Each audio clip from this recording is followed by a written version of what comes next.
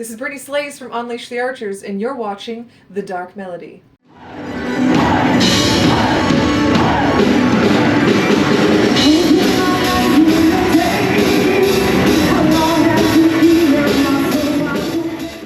So, I think this is your second time here? Yes, yeah. Okay. 2019 was the first Yeah, one. I was there. I want to know, like thought on the whole experience. How do you enjoy both things you do? I know you're like huge nerds, so maybe you enjoy all kinds of stuff. Tell me about the boat. No, I think it's fantastic. I think this is the way to do a festival because your room is, just a couple floors down. You get to see many bands, but you're just walking, from one end of the boat to the other. A couple decks here and there, and you don't have to worry about weather. I mean, sometimes you do. The wind can sometimes shut a set down on the pool deck. Last night was very difficult up there. Oh, last night was. Last night on the pool deck. Yeah. The first night with you at your set, it was very windy. Yeah. Well, no, our set, it died right before we started to play. And it was zero wind. And we were like, hello, just a little, please. Because it got really hot. All of a sudden, it was just like humid and hot. It was like 25 degrees and wet, and then there was no breeze it's at all. way different for like the crowd and for the artists. Like you're like hanging, like you're running away, like the whole stage. I was just absolutely soaked from head to toe, and I was like, okay, well, if it's like being soaked with sweat or having the very, real chance that I will inhale my hair every time I go to breathe because the wind is blowing in my face, I'll take the soaked with sweat. But no, I think this is the coolest way to do a festival for sure. Hope we can do it many times. Yeah, absolutely. Yeah, for sure. Yeah, you released this album like Phantoma, so it was like a milestone for you guys, and I wanted to know like how was the change, because it's way different than the previous albums. So what about the change of the sound or the music? Well, I mean, we don't want to write the same record over and over again, and I know that disappoints people sometimes because you have a certain sound and and that's what they come to listen to. But we kind of tried to take a little bit of the Abyss sound and the Apex sound, and even a little bit, like Behold, some Demons, and make it something new, something with a little bit more modern metal infused into it. And that was kind of what I said to the boys. What I always do an outline at the beginning of the album writing process, where it says, this is what the record is about, this is how I want it to sound, here's all the tracks, and then kind of like influences and things like that, and just details on how I want the record to turn out. And I'm like, the word that I said the most was modern. Modern. What's so funny is that we ended up having so many 80s influences. Yes. It's like it sounds very 80s. Yeah. So it was kind of like us doing our past records in a new way, but also adding a little bit of like 80s flair into there, because you're always gonna bring your favorite bands into it, and so like some of my favorites are just bands that were popular in the 80s. Like it's a great record. It's a great record, and it was also featured in our top 20, I think, list from the best of the year. So Thank you. Very cool. And I wanted to ask you, this is a question more like to you, not for the band, but a couple of years ago I was on the Ayreon shows in the Netherlands, where you were there. That show changed my life, so no way, that's I wanted amazing. to ask you how you felt at that show. Because I would agree with you, because it was one of the most amazing experiences I've ever been a part of, to be honest. Just as someone being a part of the whole production, and like just being backstage there with everyone, it was so like family. It was just, everyone was so kind, and even the fans, everyone was so kind. And then just the second I was announced, like, no one knows who I am, but they're like, what is she doing there? What is she? Oh, she did that one song on that Star One record. It's like, okay, but they were still so nice and so accepting, and just like, okay, we're excited to see what you can do, that kind of thing. And it was just like, I felt like being brought in with open arms. When you watch the backstage videos for that shows, it shows like everyone's getting along together, like family. It was awesome, and I had like the best time, and I just tried to focus really on being the best that I could be.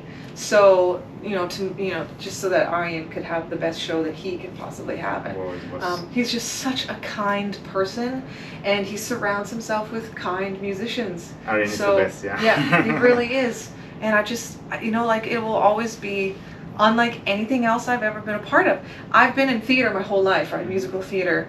And it was very much like being in a metal band in a musical theater show, because you play the same venue every night, and everything's all set up, and you have your places to be, and you have your lines that you say, but we're singing heavy metal. It's just like the coolest little combo, especially for me, who's just like always been a total musical theater nerd, and I love Andrew Lloyd Webber and all that, everything you can think of. It's funny because we are just about to ask about your style, because I know you've been like very influenced on video games and that kind of stuff, so we want to know something about it, like, because you're saying something very important, like all the bands are into metal are playing like a very classy places, so what's the like you are very into video games and stuff, so what do you think about like your music it's into that? That is kind of what I do, is I just take things that I love from every part of my life and I put it into the music. And we've always been very much a band that doesn't consider boundaries or rules. So if someone says we're a power metal band, we're not going to say, oh, well, we can't put a death metal riff in this song, We're not going to play by the rules that other people have invented, because they just don't exist. And music is whatever you want it to be. So we put a little bit of synthwave in there. We're going to sing about fantastical stuff, or we're going to sing about this world, in a possible future. I love science fiction, I love fantasy, I love video games, and then all of those things inspire it. And I love movies and like everything. You check because they I think they are two bands like video game team right now. Like 1 hour ago or something. Yeah, of course I went to the Power Glove set because I did a song with Power Glove actually. I missed that. On their latest EP. Yeah, we did. There's a lot of things to do here. Smash Brothers theme. Yeah, exactly. So I was like, I gotta go see them play. And oh my God, they were awesome. So just vibrant, just with the music. It was like if music made color, they would have been a bloody rainbow. So it was awesome. And Basil up on the drums was just like such a character. Like every time he stood up, and it was just like, I just love it when the drummer is like the. And you're playing some game currently? I am in the middle of the Storytime game from the Princess Peach one. But I haven't had time to play, but I am so excited for the new Doom. Doom the Dark Ages. The Dark Ages. Yeah, I'm gonna buy it. Man, it's it like looks metal so meets good. video games. Yeah, exactly. But we were watching some gameplay footage that they had released, and the whole new trailer and everything when the pre-orders went live, and it does look different from Doom Eternal, which is the one that we originally played, because we absolutely loved that one, and it looks like it kind of just expands on that. So I'm really excited about that.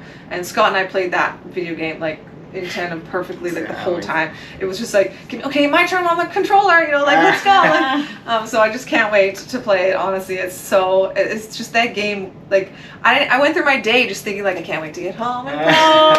Can't wait to go That's home. me, exactly. I was about to say that. He's very, very into video games. I can talk with you of games all day, but we need to wrap this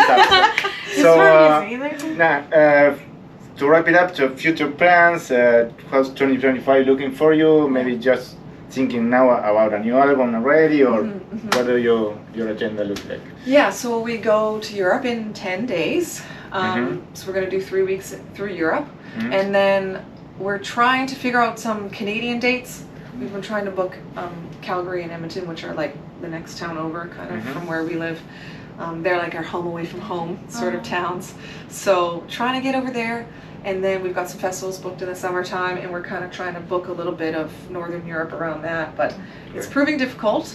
Europe in the summertime, apparently. They don't care about anything but festivals. So it's been a tough one. And then other than that, we're not really too sure, because we kind of want to get started on the next record.